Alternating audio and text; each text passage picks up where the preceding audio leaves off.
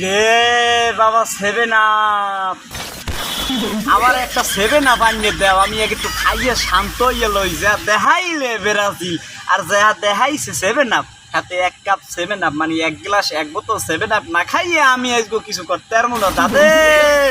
ও 7 up কি এমন বলো যাবো হলুদ দেখাও জার্সি নাইছে নাইছে ইউটিউবের সামনে নাচো, ফেসবুকের সামনে ওড়ে নাচো কি দাদো।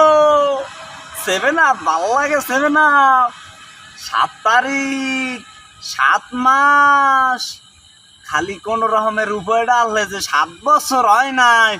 হেইয়ের পর কিন্তু খেলাও 7টায়। হ্যাঁ হেইয়ের পর সব 7 স্মরণ করাইতেছে কি এখন এই যে 7 কিছু মনে পড়ে ওদিকে 7 আপের অ্যাডভার্টাইজও কিন্তু চলবে। হ্যাঁ নে কি দাদু কুমির দিয়ে ফেলাবা 7 আপের অ্যাডভার্টাইজও চালামু। তার এই সব কিছু দেখিয়া কি হল্লা আজগো তো কোনো উপায় হইলে না। Come to from Brazil in the Barisal launch মানে বরিশাল লঞ্চে চললে ব্রাজিল চলিয়ে গেছে। অতে আর এবছর আর কোপা আমেরিকা তো দূরের কথা, কোন আমেরিকাই কামইবে না।